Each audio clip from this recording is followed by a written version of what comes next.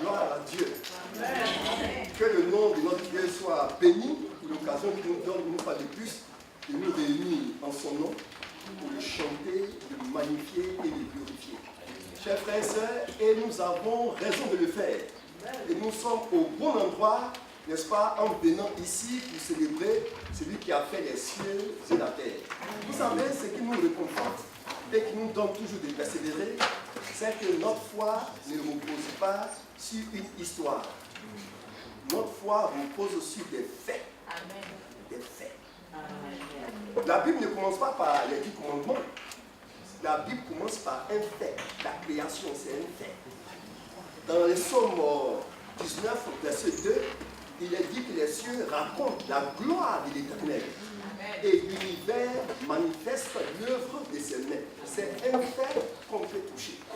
Et ce matin, je voudrais, n'est-ce pas, que nous nous reposons sur des faits pour trouver des messages pour édifier notre foi, pour affermir notre foi. Alors, lorsque nous parlons des faits, vous savez de quoi il s'agit? Un fait, c'est une histoire. Et un fait, c'est une histoire, quelque chose qui s'est passé.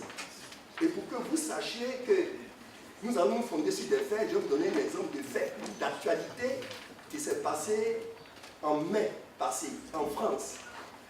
Voici un fait. Ça, c'est un fait. Le policier qui a été tué en France, il y a eu un hommage qui a été rendu, on a donné des médailles, il a été élevé au rang de capitaine, etc. Et puis après, il y a eu un mariage qui a été célébré, un mariage à titre posthume. Vous savez ce que c'est? C'est-à-dire, si on donne une médaille à quelqu'un à titre posthume, c'est après sa mort qu'on lui donne ce médaille. Oui, c'est ce que ça veut dire. Donc ce mariage, ça a été fait à titre posthume. Son mari est mort et lui, il est un homme aussi. Et ils ont célébré ce mariage. Je vais vous dire, l'ancien président de la République de France et la maire de Paris ont assisté le 30 mai 2017 à Paris au mariage posthume du policier Xavier Jugelé, tué dans l'attentat, etc. Ça, c'est un fait. Et ce fait nous interpelle. La Bible dit, quand l'iniquité cessera accrue, la charité va baisser. Le péché va abonder de telle sorte qu'on ne va plus distinguer quoi que ce soit. Et les hommes et les femmes seront tentés de se laisser aller. Et ce matin, nous voulons nous baser sur des faits qui ont attiré le jugement de Dieu et extraire de ces faits des éléments pour asseoir notre foi, pour construire notre foi. La Bible dit dans Genèse chapitre 15, lorsque après qu'il y a eu l'alliance, comme a dit notre frère Marc, et que Dieu est en train de s'entretenir avec Abraham, il a dit à Abraham, ta descendance va être dans un pays étranger où il sera esclave, dominé pendant 400 ans. Mais lorsque l'iniquité des Amoréens se sera accrue, je vais les juger et je vais les faire venir dans ce pays que j'ai promis de leur donner. Et bien sûr, vous connaissez l'histoire, Israël s'est retrouvé en esclavage en Égypte. Et en Égypte, des choses vont se passer. Il va y avoir des faits qui vont manifester les sorties, les délivrances de l'Égypte. Et nous voulons ce matin nous fonder sur ces faits-là, en rapport avec des faits qui sont passés dans le Nouveau Testament, qui ont un lien avec cela, pour édifier notre foi et pour asseoir notre foi. Donc nous prenons notre Bible et nous allons lire dans Exode chapitre 12. Donc nous nous baserons essentiellement sur le livre de l'Exode et puis nous prendrons également quelques textes dans le Nouveau Testament. Exode 12, vous savez de quoi il s'agit? Il s'agit de la Pâque. La Pâque est passée, mais la Pâque pour nous c'est pour tout le temps. La Pâque c'est quotidien. La vie de résurrection elle est une vie quotidienne. Amen. Parce que vous et moi sommes des fils et des filles de la résurrection. Amen. Alors je fais la lecture. L'Éternel dit à Moïse et à Aaron dans le pays d'Égypte, ce mois-ci sera pour vous le premier des mois. Il sera pour vous le premier des mois de l'année. Parle à toute l'assemblée d'Israël et dites, le 10e jour de ce mois, on prendra un agneau pour chaque famille, un agneau pour chaque maison. Si la maison est trop peu nombreuse, pour un agneau, on le prendra avec son plus proche voisin, selon le nombre des personnes. Vous compterez pour cet agneau d'après ce que chacun peut manger. Ce sera un agneau sans défaut, mâle, âgé d'un an. Vous pourrez prendre un agneau ou un chevreau.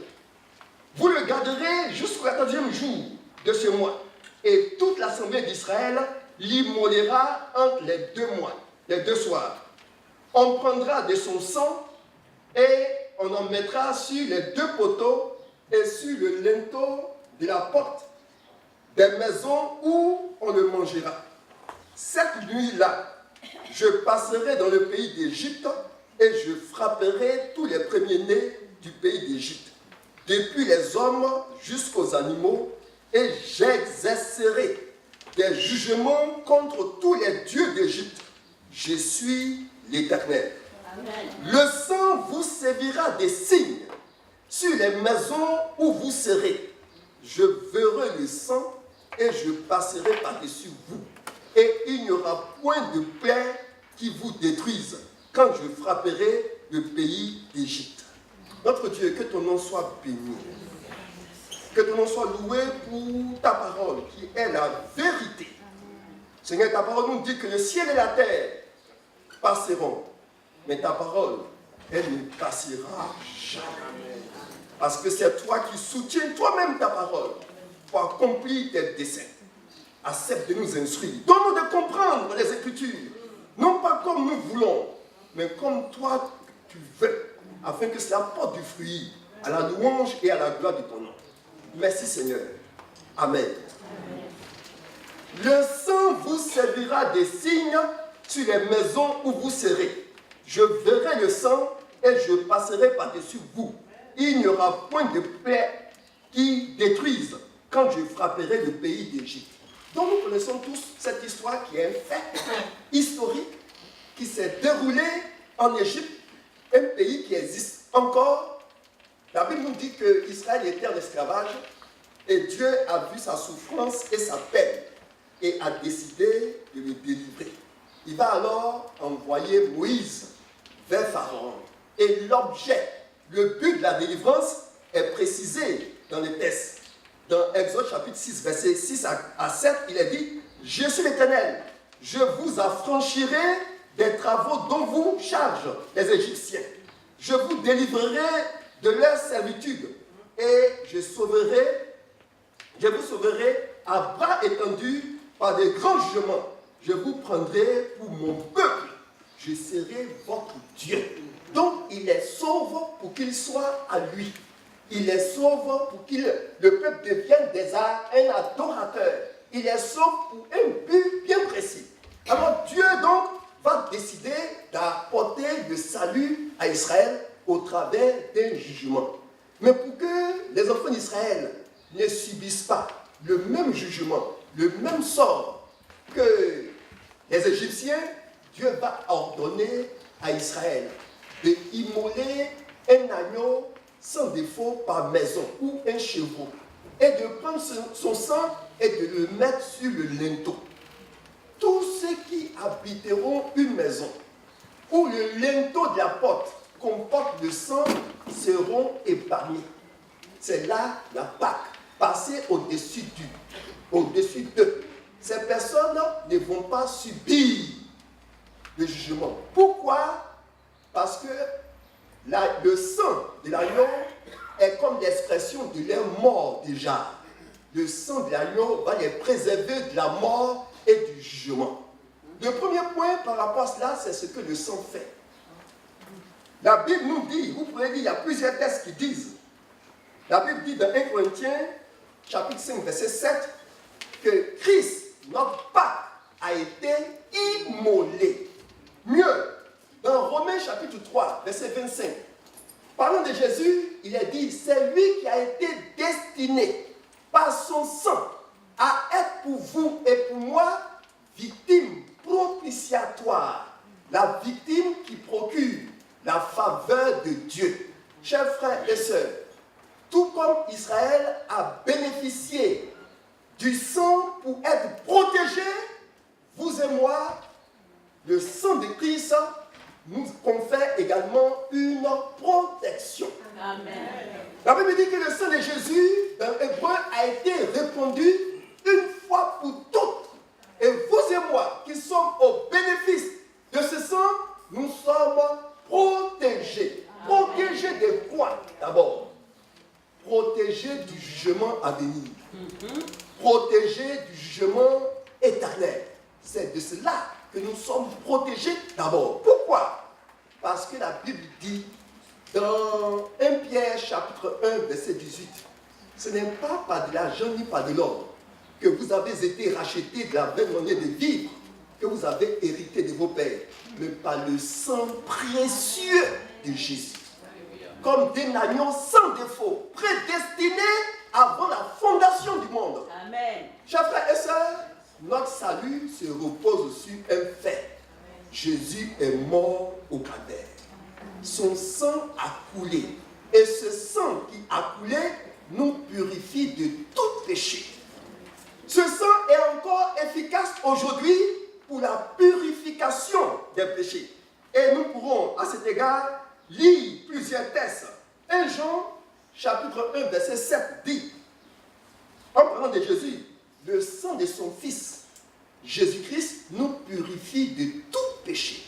Si quelqu'un a succombé à une tentation, si quelqu'un a déshonoré au Seigneur et qu'il est sous la charge, n'est-ce pas, de sa conscience, il peut encore demander pardon.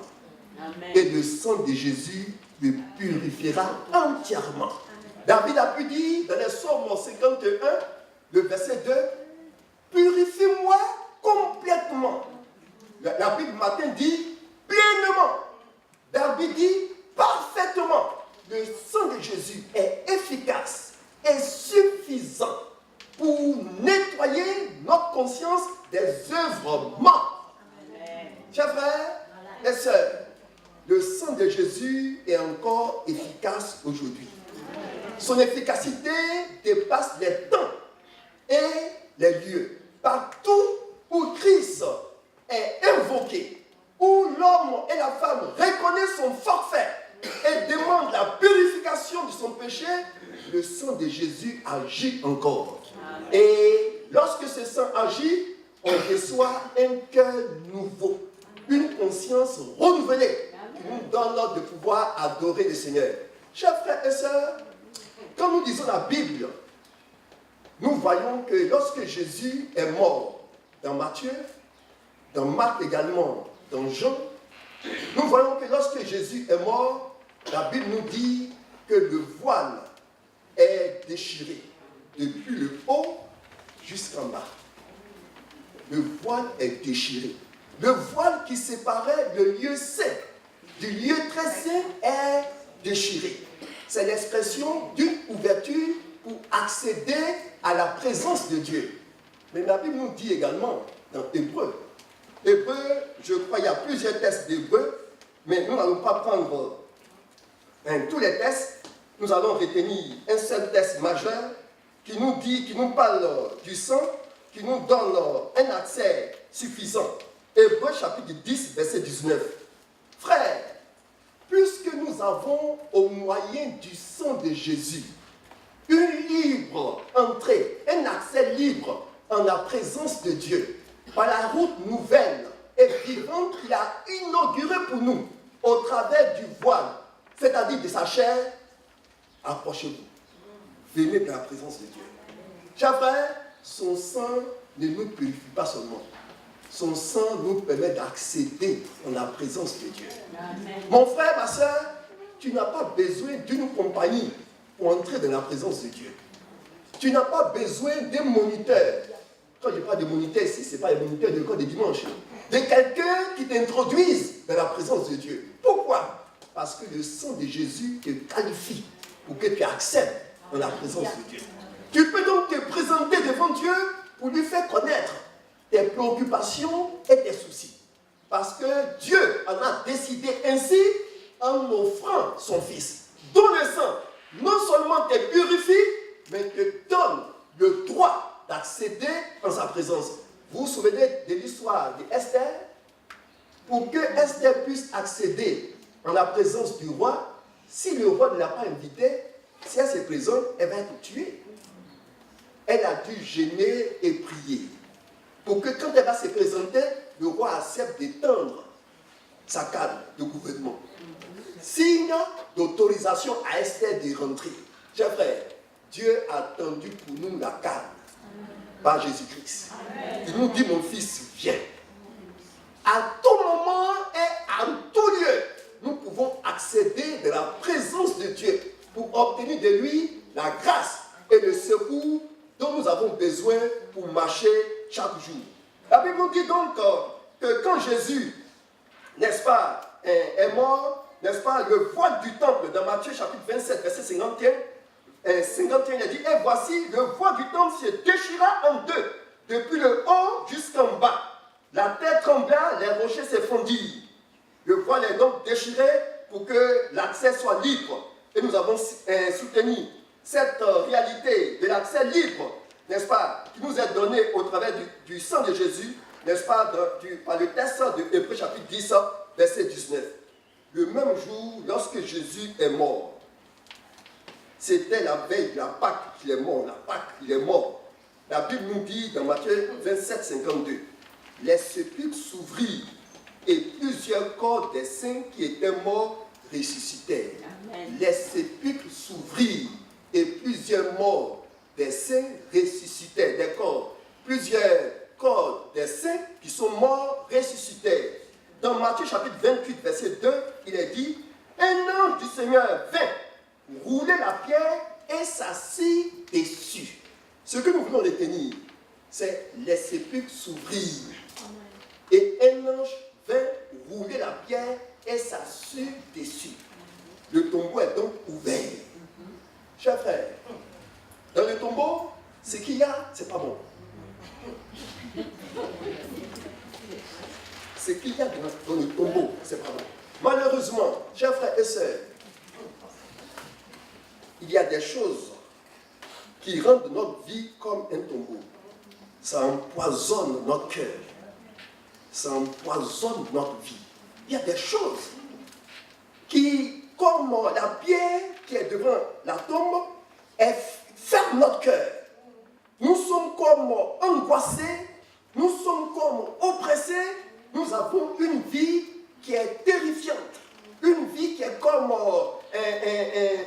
malmenée à l'intérieur. On peut nous voir sourire, on peut saluer, on peut chanter, mais à l'intérieur, c'est le deuil, c'est l'amertume, c'est l'angoisse, c'est la tristesse, c'est le stress et la dépression. Les origines peuvent être diverses.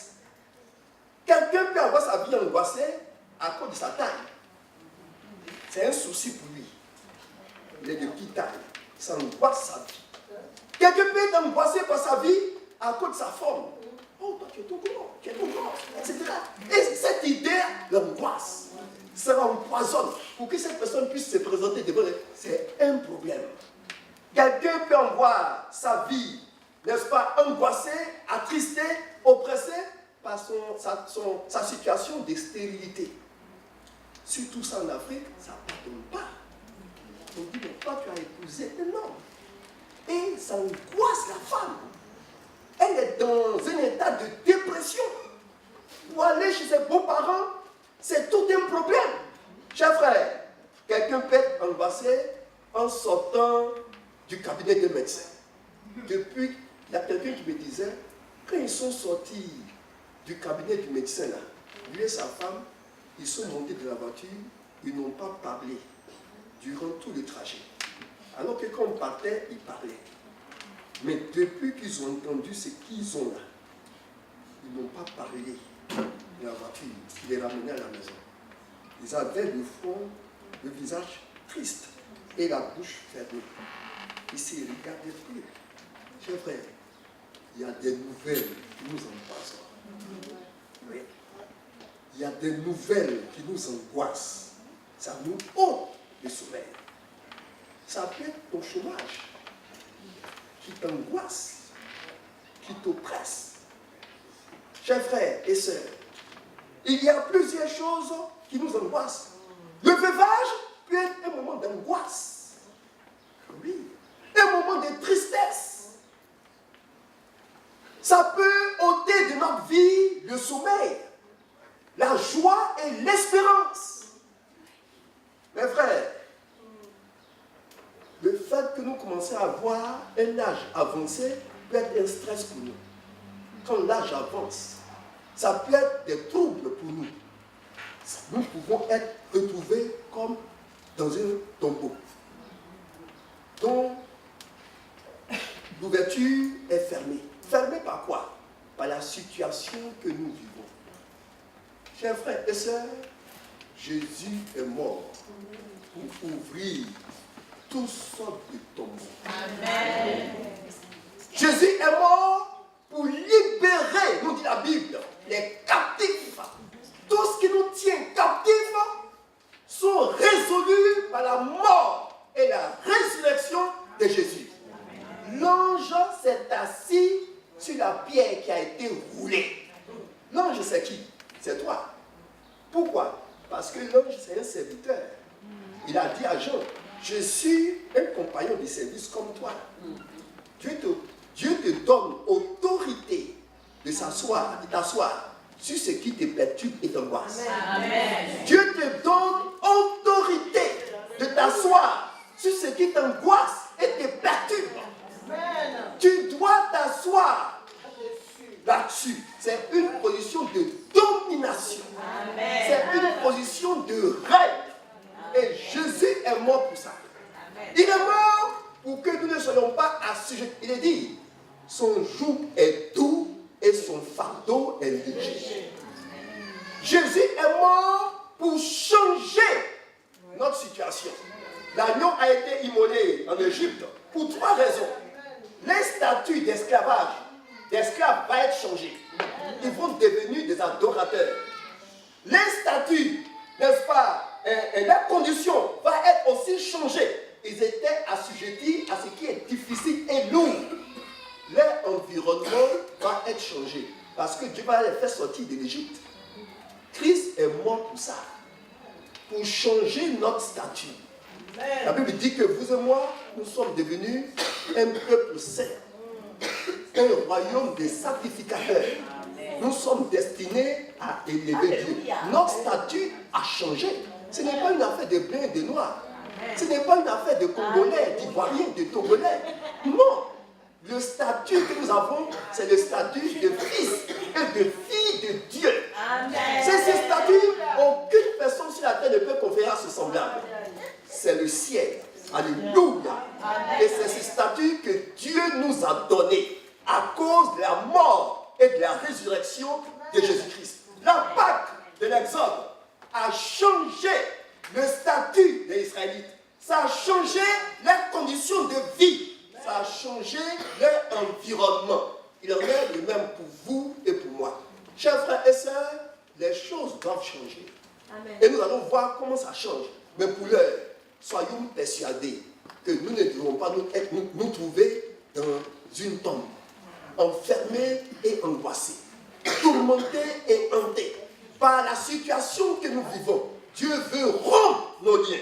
À cet égard, nous voulons lire quelques textes pour que chacun de nous réalise que le Seigneur est venu pour nous libérer. Ésaïe chapitre 14, verset 5. L'Éternel a brisé le bâton des méchants, la verge des dominateurs.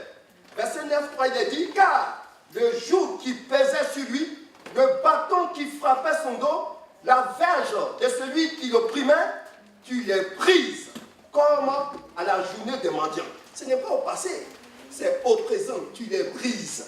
Dieu les brise aujourd'hui. Il te libère et t'affranchit de tout ce qui t'oppresse, de tout ce qui te met sous une situation qui ne glorifie pas le Seigneur. Mes chers frères et sœurs, que le Seigneur nous donne de comprendre. Si quelqu'un vit sous l'angoisse, si quelqu'un est encore oppressé par son passé ou par une situation, il doit savoir qu'il y a une solution pour lui aujourd'hui. Vous connaissez l'histoire de l'apôtre, il a été ravi au 3e siècle. C'est quelqu'un qui connaît Dieu et Dieu le connaît. Quelqu'un qui parle à Dieu et Dieu parle également à cette personne.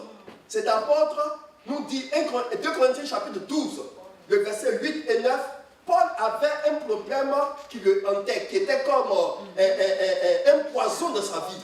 Un problème qui l'angoissait. Il était comme sa vie était comme pourrie par cette situation. Et il dit ceci, j'ai prié 3 fois le Seigneur de l'éloigner de moi.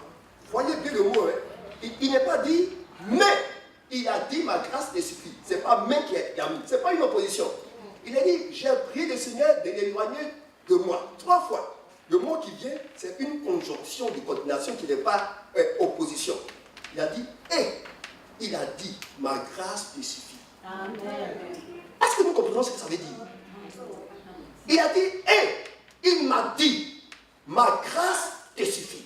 Mon frère, ma soeur, tu as prié pour ta situation, sa somme n'est pas évoluée, c'est pas que ta prière n'est pas entendue. Nullement. Celui qui a créé les oreilles n'entend-il pas? Amen. Il entend ta prière. Mais pour ta vie, il a un dessein.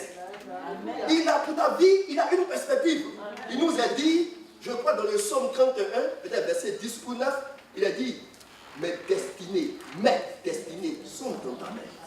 Alléluia. Mon frère, ma soeur, ta destinée est dans la main de celui qui t'a créé. Amen. Par rapport à la situation que tu vis, il n'ignore nullement cette situation. Dieu qui t'a appelé à son amour et à sa gloire est avec toi. Amen. Alléluia. Pour t'affranchir, pour te délivrer de tout ce qui t'oppresse, de tout ce qui t'angoisse, de tout ce qui pourrit ta vie. Mets ta confiance en l'Éternel et tu connaîtras, n'est-ce pas, ce qu'il fera de toi. La Bible nous dit, quand le Seigneur a dit que le sang vous servira de signe, au chapitre 12 toujours, au verset 8, Exode, chapitre 12, verset 8, il est dit, cette même nuit, on en mangera la chair rôtie au feu.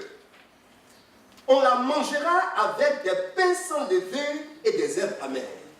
Cette même nuit, on mangera la chair de l'agneau qui a été immolé. On va manger cet agneau avec des pains sans levain et des herbes amères. Ce qu'il faut retenir ici, c'est manger. Je vous exhorte, je vous encourage à lire les textes, les récits qui sont tout juste après la résurrection de Jésus. Vous allez voir qu'il est beaucoup question de manger. Il a dit, petits enfants, n'avez-vous rien à manger dans Jean? Et puis ils vont dire qu'ils n'ont rien. La Bible nous dit qu'il va prendre du pain, il va prendre du poisson, il va les donner à manger. Quand on a croisé les disciples d'Emmaüs dans Luc, c'est au cours également d'un repas. Après la résurrection de Jésus, il est beaucoup question de manger. Chers frères, Dieu nous invite à manger. À manger quoi? À manger ça. Si nous ne nous nourrissons pas de la parole, si nous ne nous abreuvons pas de la parole, nous ne subsisterons pas. Ah oui. La Pâque, ce n'est pas le sang seulement qui a été mis sur le linteau. Il y a eu l'agneau qui a été rôti et qui doit être mangé. Vous pourrez lire ce texte. Et Moïse dira, c'est la Pâque. Après qu'il ait dit, l'agneau doit être mangé, il dit, c'est la Pâque. Il faut manger. Je ne sais pas si vous vous nourrissez. Mais quelqu'un ne peut pas se nourrir de la parole de Dieu et puis être stérile. Quand je dis être stérile, ce n'est pas accoucher. Mais ne pas être fervent et ne pas aller de l'avant. C'est impossible. Il faut se nourrir de la parole. Et la parole parle de qui? La parole parle de Jésus, de bout en bout. La parole présente Christ, de bout en bout. Il est notre provision céleste pour cette vie de pèlerinage. Tout comme la manne a été pour Israël, la provision, la manne et la canne ont été pour eux la provision dans le désert, la Bible dit que nous avons mieux que la manne. C'est Jésus lui-même qui dit.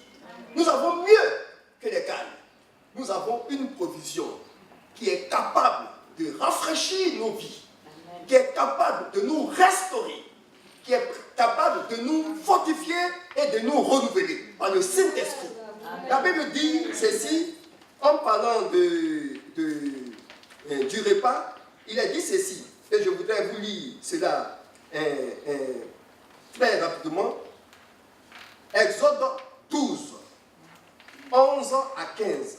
Quand vous le mangerez, vous aurez vos reins sains, vos souliers aux pieds et votre bâton à la main. Quand vous le mangerez, vous aurez vos reins sains, vos souliers aux pieds et votre bâton à la main. Chers frères et sœurs, avant de revenir sur ce point, nous devons nous nourrir du Seigneur Jésus. Amen. Il est tout pour nous. Jésus, il est tout pour nous. Nous devons nous nourrir de Jésus. Comment? En étudiant ce qu'il est. Christ, ce qu'il est pour nous, nous avons besoin de le connaître. Il est le berger de nos âmes. Il est notre nourriture spirituelle. Il est notre avocat. Il est notre intercesseur. Christ est tout ce qu'il y a de nécessaire pour nous, pour que nous puissions aller de l'avant.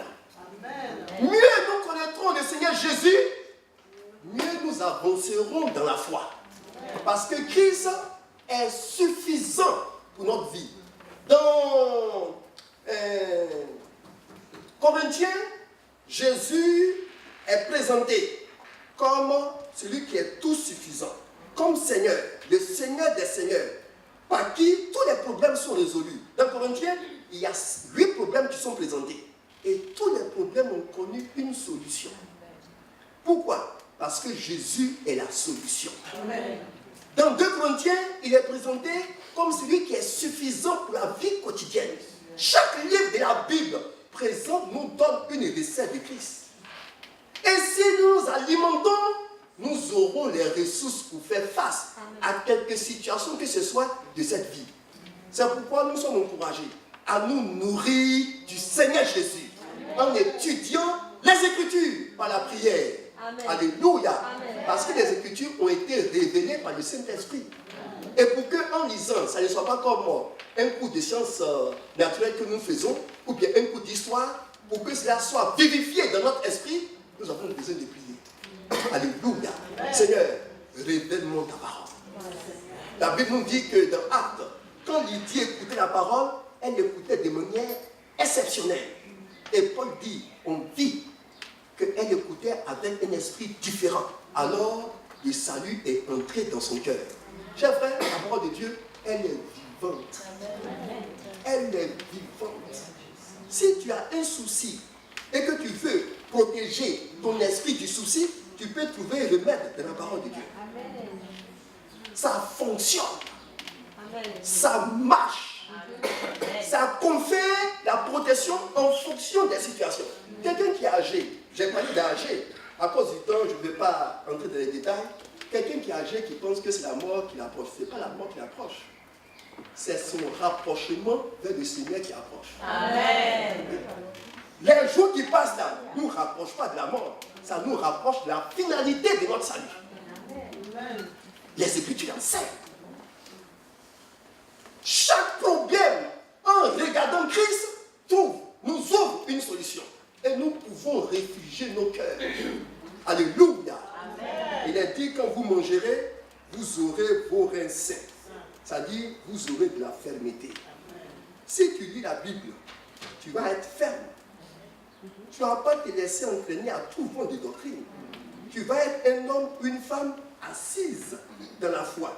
Vous voyez, les thèmes qui sont employés lorsqu'on parle d'être assis de la foi, on dit enraciné.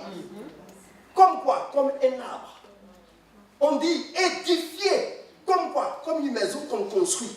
Chers frères, quand on lit les Écritures, ça nous confère une fermeté spirituelle. Amen. Il est dit, vous aurez des chaussures aux pieds. Vous serez zélés, nous dit Éphésiens chapitre 6. Il est dit, ayez comme chaussures à vos pieds le zèle que donne l'évangile de paix. Vous serez plein de zèle et d'enthousiasme pour les choses de Dieu. Il est dit, vous aurez votre bâton à la main. Vous aurez de l'autorité. Alléluia. Amen. Mes chers frères et sœurs, dans notre communion avec le Seigneur, nous avons de la fermeté, nous avons du dévouement et nous avons de l'autorité que le monde ne peut pas donner. Amen. Pourquoi? Parce que nous vivons dans sa dépendance. Que le Seigneur nous ouvre les yeux pour que nous réalisons que c'est une nécessité pour nous, pour vous et pour moi, de vivre dans la dépendance et de la communion de notre Seigneur Jésus-Christ. Nous allons aller rapidement pour gagner le temps. La Bible nous dit, toujours dans Exode chapitre 13, cette fois de versets 17 à 18, lorsque Pharaon laissa aller le peuple, Dieu ne le conduisit point par le chemin du pays des Philistins, quoique le plus proche. Car Dieu dit, le peuple pourra se repentir en voyant la guerre et retourner en Égypte. Mais Dieu fit faire au peuple un détour par le chemin du désert, vers la mer Rouge. L'Éternel parla à Moïse et dit, parle aux enfants d'Israël, qu'ils se détournent et qu'ils campent devant Pi-Hahiroth, entre Migdol et la mer, vis-à-vis des Baal-Séphon. C'est en face de ce lieu que vous camperez, près de la mer. Donc Dieu donne une direction à Israël. Nous allons être brefs. Chers frères, le pasteur Jacques a fait un voyage avec des frères et des sœurs en Israël. Et en Israël, donc, il devait visiter des lieux. Et quand vous partez dans ces endroits-là pour visiter les lieux, il y a 3 fonctions qui sont essentielles. La fonction du conducteur. Ils avaient un car et il y avait un conducteur. Ce n'est pas le guide. À côté du conducteur, il y avait un guide. Et puis le pasteur Jacques, lui, il était le directeur. C'est lui qui dirigeait. Chers frères, est-ce que vous savez que le Seigneur est tout ça pour vous et pour moi? Le Seigneur, il est notre conducteur. Le Seigneur, il est notre guide. Le Seigneur, il est notre directeur. Chers frères, on ne va pas se perdre. Amen. Jésus a dit qu'il ne marche pas derrière les brebis. Il dit quand il fait sortir les brebis, il se met devant eux. Et ces brebis le suivent. Amen. Ils ne suivront point un étranger. Amen. Mais ils suivront le maître. Chers frères et sœurs, c'est essentiel. C'est capital. Celui qui a reçu l'aspersion du sang, c'est lui qui se nourrit de la parole de Dieu. Cette personne, cette femme a un guide. Cette personne, cette femme a un dirigeant. Amen. Cette personne, cette femme a un conducteur. Le Seigneur connaît le chemin d'avance. Ça peut paraître difficile pour toi. Ça peut paraître ténébreux pour toi. Mais Dieu connaît le chemin d'avance. Tu ne te perdras pas. Ce qui peut paraître pour toi comme une situation de chaotique, comme une situation de déception, comme une situation d'échec, peut cacher le succès et l'espérance. Il est dit dans le livre des Juges, de ce qui se mange est sorti, de ce qui mange est sorti ce qui se mange. C'est du lion est sorti le miel. Chers frères, ta destinée est entre les mains de Dieu. Amen. Ta destinée est entre les mains de Dieu. Et c'est lui qui te conduit. Tu peux être dans une situation de maladie. Mais cette maladie peut être pour toi un temps de repos que tu ignores. Cette maladie peut être pour toi une situation que le Seigneur veut que tu évites. Si nous voulons prendre le cas de Paul, que nous avons cité dans 2 Corinthiens chapitre 12, où vous voyez, je dis d'étudier les mots. Il n'est pas dit, il a prié 3 fois, mais le Seigneur lui a dit. Non, il a dit, il a prié 3 fois et le Seigneur lui a dit. Ça veut dire que l'état de sa maladie n'était pas une situation opposée à la volonté de Dieu. Dieu, pour le maintenir dans la sobriété que Paul cherchait, il fallait cette situation.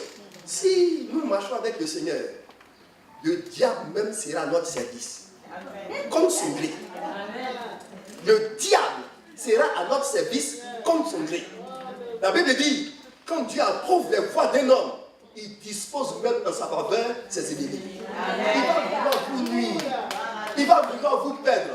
Mais c'est la vérité évangélique et biblique. Les frères, vous connaissez, je répète une histoire. Les frères de Joseph ont dit on va le vendre et puis on va voir comment ses rêves vont se réaliser. Ce petit, il dit nous, on va s'agenouiller devant lui. Cela ne se réalisera jamais. Ils l'ont vendu. Oh, ils l'ont vendu pour qu'ils s'agenouillent même devant lui. Lisez la Bible, à partir de Genèse 50, 51, 52. Ils se sont agenouillés devant lui plusieurs fois même. Ce qu'ils voulaient éviter, ils l'ont accompli. Frère, le Seigneur est ton guide. Le Seigneur est ton directeur. Le Seigneur est ton conducteur. Où est ton problème? Mets en lui ta confiance. Recommande à lui ton sort et il agira. Chers frères, je voudrais vous donner ces textes. Dans Ésaïe chapitre 49, verset 9 à 11, parce que le temps a passé. Pour dire aux captifs, sautez, et à ceux qui sont dans les ténèbres, paraissez.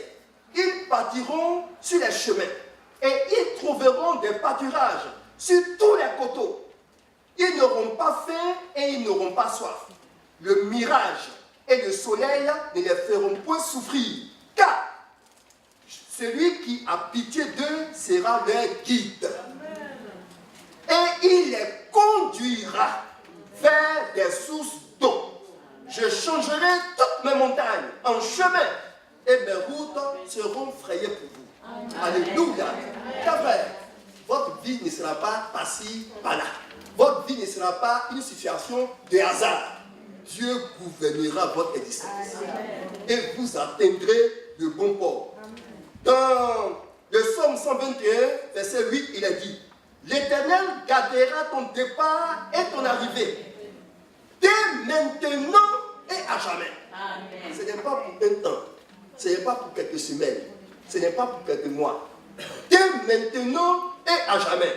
Que le Seigneur nous donne de comprendre que nous qui sommes sous l'aspersion du sang de Jésus, nous à qui le sang de Jésus donne un libre accès dans sa présence, nous qui nous nourrissons de sa parole et qui sommes satisfaits de sa vie en nous, nous devons réaliser que nous avons un guide et que nous allons aller jusqu'au bout. Amen. En d'autres termes, chacun de ceux qui se reposent sur le Seigneur est un homme qui va réussir.